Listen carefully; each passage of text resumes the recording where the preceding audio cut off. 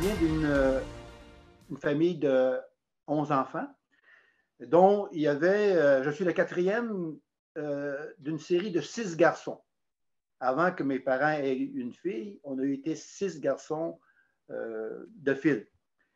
Alors, mes parents étaient catholiques et pratiquants. J'ai grandi dans un milieu où est-ce qu'à peu près tout le monde était aussi catholique.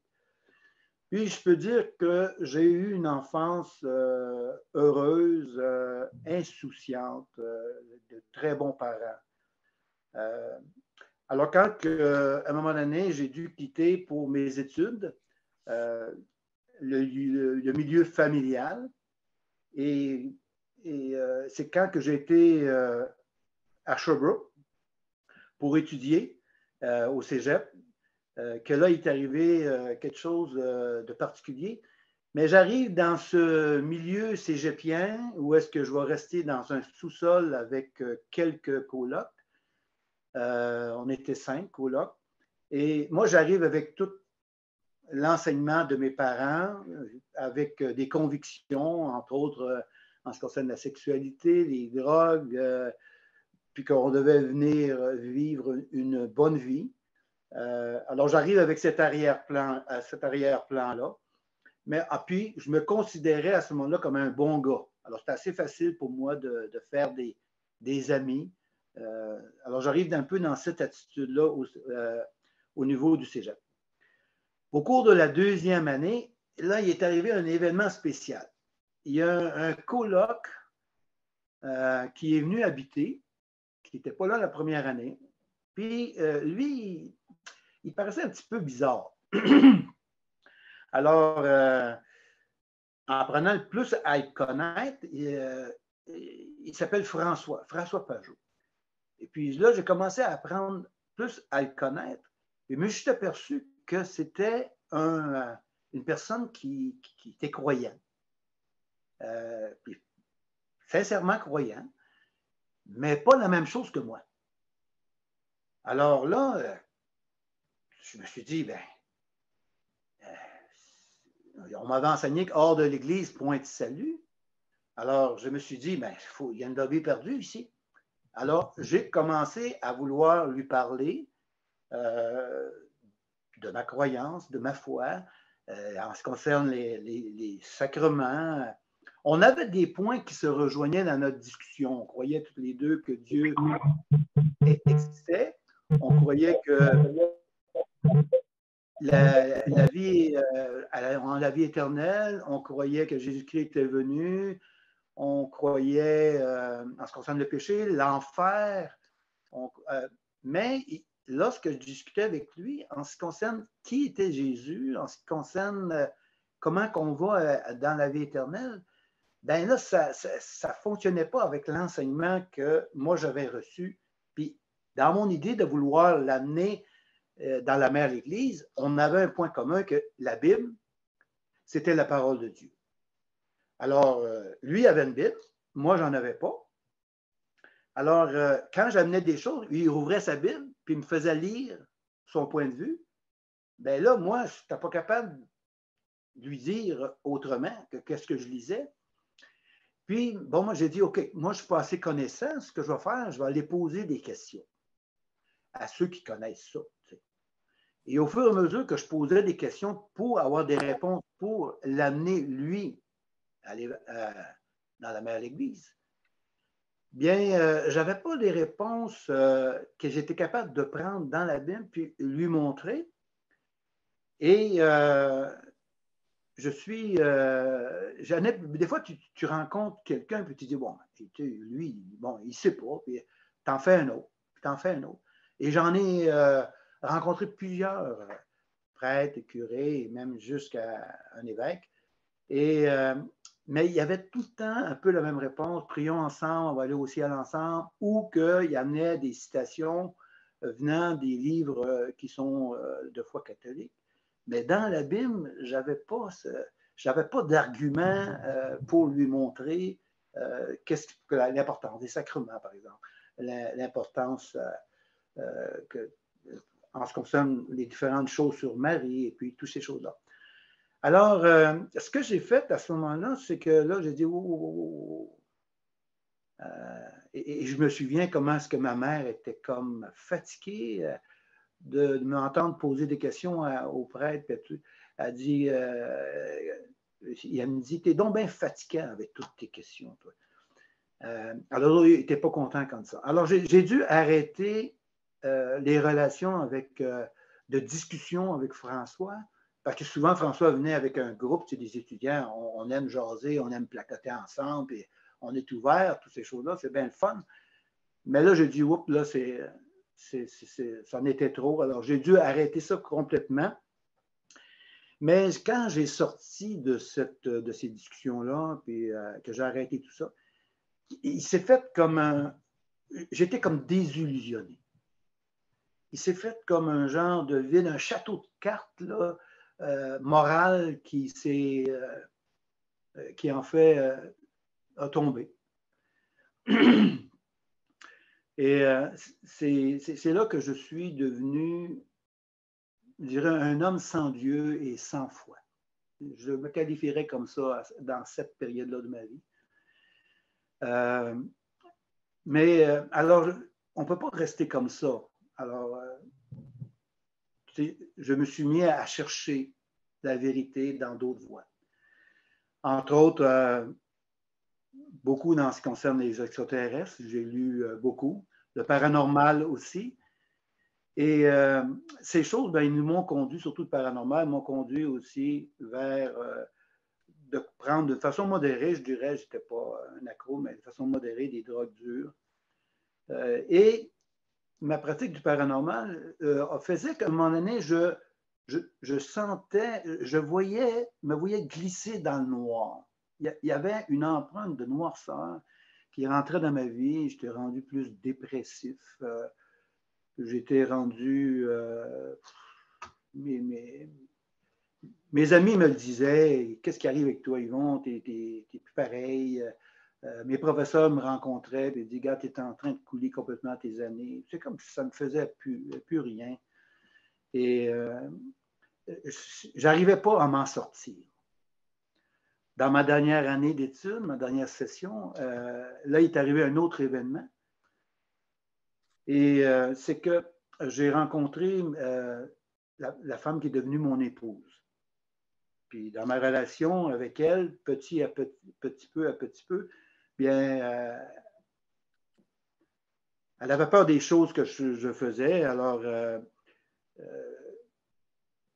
même si je faisais beaucoup d'activités, que je m'étourdissais dans les activités, à m'emmener à dire, bien, c'est moi ou tu continues tes affaires. Là, alors, petit à petit, j'ai laissé tout ça. Ça l'a aidé à reprendre ma vie un peu en main et j'ai pu finir mes études, mais j'étais toujours à la fin de mes études complètement en vide. Alors, je me suis dit à ce moment-là, OK, si c'est comme ça, bon, ben, je vais me marier, je vais avoir une famille, je vais gagner beaucoup, beaucoup d'argent, je vais continuer à triper sur les aventures que j'ai, que j'aimais beaucoup. Alors, pas en ce qui concerne les drogues et les choses qui étaient plus noires dans ma vie, mais en ce qui concerne les activités dans lesquelles on met un peu en péril un petit peu notre vie. Là. Alors, c'était un peu ma nouvelle orientation par rapport à ce que je croyais. Alors, rendu là, moi, je crois que, par exemple, et même j'avais mis un exposé au cégep, parce qu'il demandait qu'on fasse un exposé. J'ai fait un exposé disant que les extraterrestres existaient, puis là, je m'étais appuyé sur plusieurs dires, plusieurs livres, et que nous avions été colonisés, et puis que eux autres veillaient sur nous pour le développement de notre société. Parce que je trouve ça drôle aujourd'hui, parce que, hey, on est dans les années milieu 70, là. Et déjà, là, tout ça, c'était dans l'air. Et puis, je vois tellement aujourd'hui un retour aux mêmes choses, aux mêmes croyances, à peu près la même approche. Mais moi, j'en vais embarquer là-dedans. Et puis, c'est un peu qu'est-ce qui une nouvelle vérité qui me rééquilibrait un peu. Alors, mais au cours des années qui ont suivi, cette vérité-là, elle a commencé à s'effriter. Puis je pense vraiment que c'est Dieu qui est intervenu à ce moment-là. Parce que c'est lui qui a fragilité par les informations qu'il m'a fait parvenir. Alors, là où je croyais, par exemple, je vais juste donner quelques petits éléments parce que ceux qui connaissent ça, ils vont bien se retrouver. Bon, on croyait que les statues sur l'île de Pâques avaient été faites, vu que ça ne pouvait pas être fait humainement à cause de la grosseur et du poids, mais que c'était fait par des extraterrestres et qu'il y avait une raison d'être à ce moment-là. Et eh bien, dans l'époque où est-ce que je commençais à me mettre en doute, j'ai pris un livre qui m'est arrivé et que je lisais comment est-ce qu'il avait trouvé des hiéroglyphes et puis que ben, ils expliquaient comment les gens ont vécu sur cette île-là puis comment ils ont fait pour faire les statues et tout. Ensuite, c'était la même chose pour d'autres, comme si les gens connaissent un peu les dessins au Pérou, qu'on appelle Nazca. Eh bien, il y avait un archéologue qui avait trouvé une peau.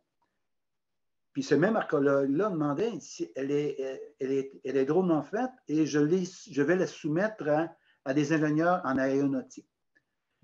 Et bon, alors j'ai pris cette information-là parce que, bon, moi, c'était un de mes arguments.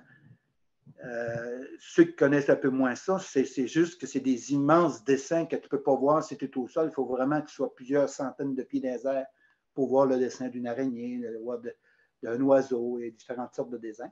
Puis la conclusion, ben, ce n'était pas fait pour les humains, c'était fait pour les vaisseaux spatials qui arrivaient et pour s'orienter. Mais l'archéologue a fait faire les tests, puis plusieurs mois plus tard, j'ai eu une réponse comme quoi ils l'avaient essayé, puis effectivement, avec de l'air chaud, il s'était élevé dans les airs. Et je pourrais vous en dire plus aussi, c'était la même chose pour la paranormale. Je croyais que Lobsang Rampa c'était lui, il avait fait des expériences de sortie de l'être humain et tout, et puis il avait été chez les moines, mais pour finalement, dans la même période, on est tous dans la même période, où est-ce qu'il y a eu un procès aux États-Unis qui a eu lieu, et il a avoué que tout ça, c'était de la fiction. Alors là, il s'est passé quelque chose dans ma tête et dit, wow, moi, je me suis basé sur pas grand-chose. Puis, on présente souvent, je vais juste faire une parenthèse, on présente souvent des hypothèses comme des faits. Puis c'est souvent fascinant, attirant, mais il y a souvent des explications qui sont plus basées sur des faits ignorés au niveau du grand public. C'est ce que j'ai constaté et c'est des fois que je constate encore aujourd'hui. Alors, à petit, je me suis rappelé des conversations que j'ai eues avec mon coloc François. Et je me suis dit, peut-être que j'ai tout balancé trop rapidement. Et mon père m'avait vraiment inculqué que la Bible, c'était la parole de Dieu. Et j'ai donc contacté de nouveau François pour lui demander qu'il m'envoie 2 Bibles, une pour moi, une pour mon épouse. Et j'ai commencé à lire. Puis elle aussi. Mais je vous dis, là, je trouvais ça tellement plat, puis je ne comprenais rien. Puis après un certain temps, j'ai dit à Dieu, là, ben, si tu existes, alors il faut qu'il se passe quelque chose parce que moi, là, je trouve ça vraiment plat. Puis, je ne comprends rien. Je crois que j'étais honnête dans ma recherche. Et puis, s'il ne se passe rien, moi, je ferme ça, là, puis c'est fini. Mais non, j'arrête ça. Et Dieu, dans sa grâce, m'a répondu. Peu de temps après, on était en train de lire, j'étais en train de lire un texte dans le salon, un texte de de Matthieu 13. Puis Jésus parlait de la parabole du semeur. Alors, il donne l'exemple. Je vais juste vous la lire, c'est extrêmement plus vite que de vous la raconter. Il a dit, parabole, non. Un semeur sortit pour semer. Comme il semait, une partie de la semence tomba le long du chemin. Les oiseaux vinrent et ils la mangèrent. Une autre partie tomba dans les endroits pierreux, où elle n'avait pas beaucoup de terre. Elle leva aussitôt, mais parce qu'elle ne trouva point un sol profond. Mais quand le soleil parut, elle fut brûlée, séchée, puis faute de racines, elle est morte. Alors, une autre semence tomba parmi les épines. Les épines montèrent et l'étouffèrent. Une autre partie tomba dans la bonne terre. Elle donna du fruit, un grain 100, un autre 60, un autre 30. Jésus dit que celui qui a des oreilles pour entendre, entende. Les disciples s'approchèrent et lui dirent, pourquoi leur parles-tu en parabole? Puis moi, j'avais arrêté là, et la Bible, c'était comme la fin de la page. Puis là, je dis à ma femme, hey, Joanne, moi, je pense que j'ai compris quelque chose. Elle dit, alors là, je lui explique un peu la parabole. J'avais compris les différentes sortes de cœurs, dépendant de ce que les gens, lorsqu'ils entendaient ce que Jésus disait, ben, il y avait des cœurs qui le recevaient, puis d'autres qui ne le recevaient pas, puis pour toutes sortes de raisons. Je n'avais pas tous les détails, mais ce que j'avais compris, c'est que si tu veux être capable d'écouter Jésus, il faut que tu sois dans la bonne terre, sinon, ça ne marchera pas. Alors, je dis à ma femme, je pense que j'ai compris quelque chose, puis après, il a expliqué, ben, elle me dit, sais-tu quoi? Elle dit, moi aussi, elle était dans la cuisine, elle dit, ben, moi aussi, puis je suis en train de lire ça, la même parabole, mais dans un autre livre. Elle lisait dans Luc. Puis, je pense que qu'est-ce que tu dis, ça fait du sens. Mais on n'avait pas lu plus loin. Plus loin, Jésus, quand tu continues la lecture, eh bien, il explique. Alors, je me suis dit, il s'est passé quelque chose, là. Mais je peux vous dire que c'est vraiment passé quelque chose parce que je me suis mis à lire la Bible là, pendant des jours et des mois là, où est-ce que je mangeais littéralement la Bible. Et ça correspondait à quelque chose. Et je ne comprenais pas tout, mais il y a des choses que je comprenais, puis je trouvais ça passionnant. Vraiment un virement à ce moment-là. Alors, j'ai contacté de nouveau François pour dire, hey, y a-t-il une place où est-ce qu'il y a des gens qui pensent comme toi, qui lisent la Bible dans ma région? J'étais dans la région de Trois-Rivières à ce moment-là.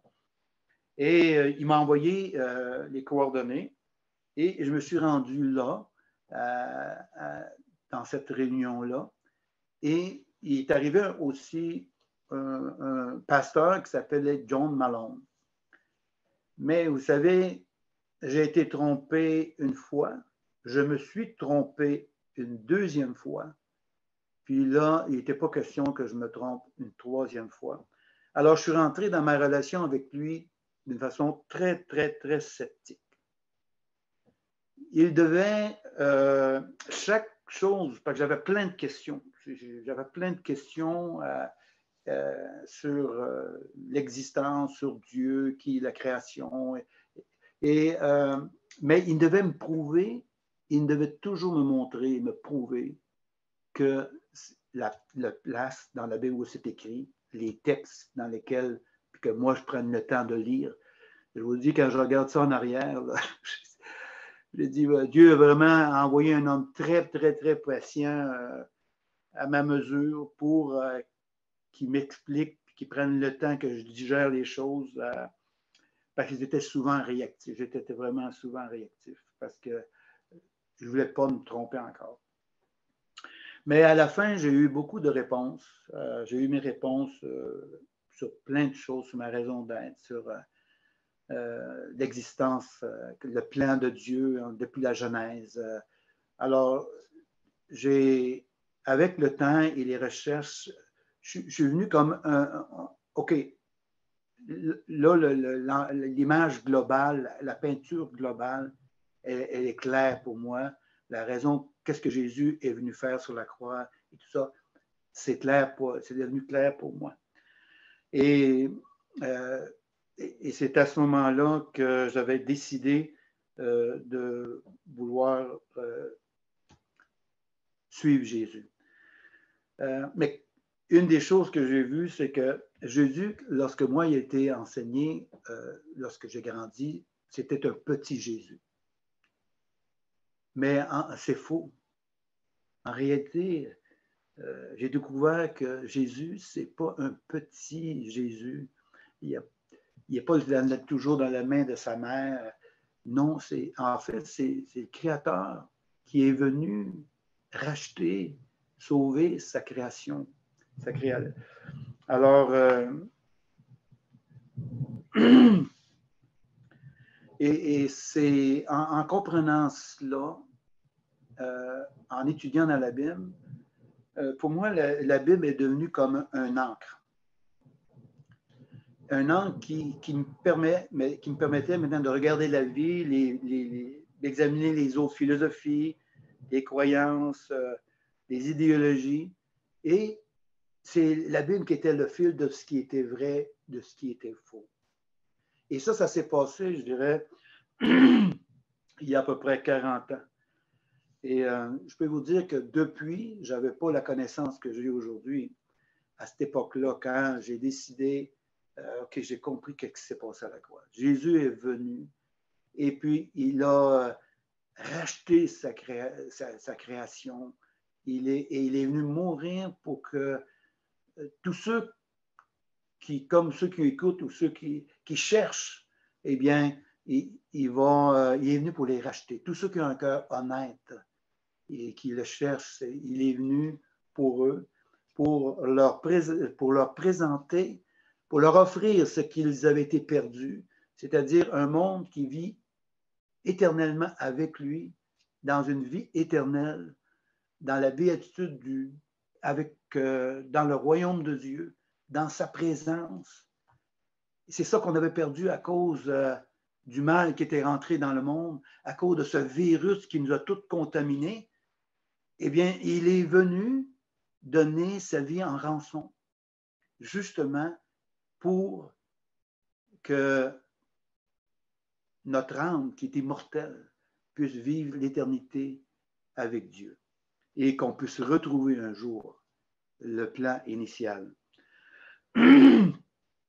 Mais Jésus, au fur et à mesure des années, que je voulais dire, c'est que j'ai continué à étudier, j'aime et rechercher toujours un peu la crédibilité de la Bible. Et c'est peut-être le point qui aujourd'hui, je vois très important, parce que j'ai eu l'occasion, comme je vous ai dit, j'ai mis comme une encre, la Bible est devenue une encre, mais au cours des années, avec les recherches, j'ai eu l'occasion de tester souvent cette encre-là et la crédibilité de la Bible. J'ai fait des recherches et depuis tout ce temps-là, je peux vous dire une chose, la Bible est vraiment un livre qui est crédible. Même si aujourd'hui on essaie de le dénigrer, la Bible est un livre crédible et elle répond à beaucoup, beaucoup de questions. Un jour, Jésus a posé 2 questions aux disciples. Il a dit une première question qui était celle-ci, il a dit « Qu'est-ce que les gens disent? Qu'est-ce que la foule dit en mon sujet? » Et on retrouve ça dans Marc 8, 28. Il dit qui dit-on que je suis? Puis les disciples répondent, ben, il y en a qui disent que tu es Jean-Baptiste. Il y en a d'autres qui disent que tu es Élie. Il y en a d'autres qui disent que tu es un prophète. La foule n'avait pas nécessairement raison. Mais c'est ce que les gens disaient. Si on transposait aujourd'hui cette même question, si Jésus demandait aux gens aujourd'hui et que nous, on avait besoin de répondre, qu'est-ce que la foule dit de moi? Aujourd'hui, je reste étonné, mais beaucoup diraient, mais qui est-il? D'autres diraient, c'est ça, c'est un homme devenu Dieu. Alors, il y a toutes sortes de croyants. Est-ce que ces gens-là ont raison? Pas nécessairement. Mais ils demandent à ce moment-là une question beaucoup plus personnelle. Et vous,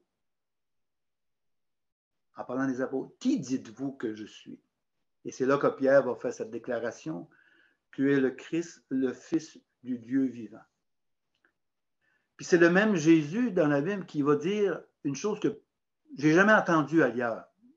Alors, s'il y a quelqu'un qui a entendu, mais là, moi, je n'ai jamais entendu ça dans aucun livre que j'ai lu, dans aucun exposé que j'ai eu. Je n'ai jamais entendu dire quelqu'un comme Jésus a dit, il a dit, je suis le chemin, la vérité et la vie. Nul ne vient au Père que par moi. C'est gros, là. Il déclare, je suis le chemin, la vérité et la vie. Et ça, je l'ai découvert à travers la Bible, la réalité de ce passage-là. Dans l'Évangile de Matthieu, au chapitre 7, il y a une certaine démarche qui est là, que j'aimerais partager, puis que j'ai accomplie sans toute la connaître. Jésus a dit, demandez et l'on vous donnera. Cherchez et vous trouverez. Frappez et on vous ouvrira. Car quiconque demande reçoit, celui qui cherche trouve, et l'on ouvre à celui qui frappe. Bien, moi j'ai demandé à Dieu, si tu existes, ben montre-moi-le. Puis il l'a fait en ouvrant mes yeux, en ouvrant mon cœur. Puis la Bible est devenue un livre que je comprenais maintenant. J'ai cherché, comme vous pouvez voir dans mon parcours, puis j'ai trouvé des réponses à beaucoup de mes questions existentielles. Puis j'ai aussi découvert une personne. Jésus n'est pas un mythe, Jésus n'est pas juste un concept,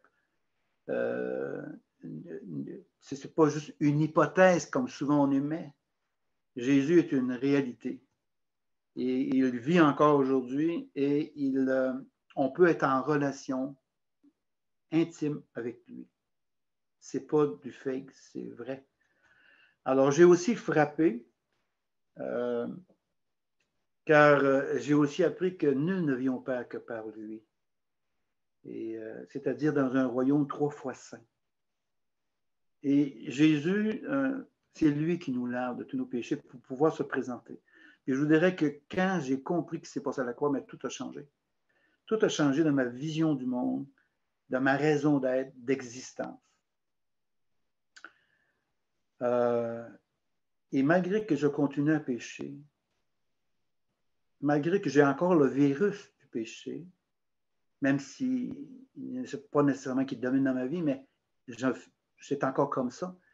Mais Jésus, il a dit, je suis lavé. Il est venu pour laver tous les péchés de toute ma vie. Alors, moi, je voudrais t'inviter, à ceux qui écoutent, à vérifier les sources de tes informations, de ce qui te donne ce que tu crois, de ta vision du monde. Quelles sont tes sources sur l'existence de Dieu, sur la vie après la mort, comment avoir la vie éternelle? Est-ce que tes sources sont fiables? Je peux dire ceci, et on est des millions de personnes qui peuvent dire ceci, c'est que la Bible a été crédible, elle est d'actualité, les promesses qui sont dedans, comme le fait que Dieu nous accompagne, elles sont vraies. Et Dieu l'a fait. Il m'a été permis de voir des choses à travers les demandes que j'ai faites à Dieu, à travers le service que j'ai pu lui rendre, de voir des actes divins que la loi des probabilités ne peut pas répondre. Des miracles. Ma foi n'est pas basée là-dessus, mais ça m'a donné l'occasion de voir un Dieu en action. Et je peux vous dire que là où est-ce que des millions de personnes ont fait confiance à la crédibilité de la Bible, à cette source-là, ben je t'invite aussi à d'aller vérifier les sources. Et la Bible est une bonne source et d'aller commencer à lire.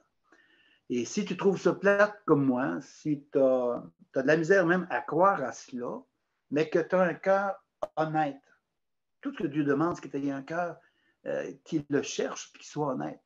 Mais à ce moment-là, je crois que le même Dieu qui m'a répondu va aussi te répondre à, à ton appel, à ta recherche. Et je vous dis, je continue dans le monde parce que j'aime la science, j'aime l'archéologie, j'aime l'astronomie, j'aime. Et puis, mais si je n'avais pas Dieu dans ma vie, je serais encore vide. Et je ne crois pas que j'aurais trouvé dans les activités tripantes, comme j'étais parti, un plaisir, même dans le matérialisme. Oui, ça aurait été une vie active, puis peut-être abondante. Puis je n'ai pas manqué de rien non plus, mais je serais encore vide. Mais là, je suis rendu à 70 ans et je suis pleinement satisfait de ce que Dieu a permis, de la façon qu'il m'a accompagné.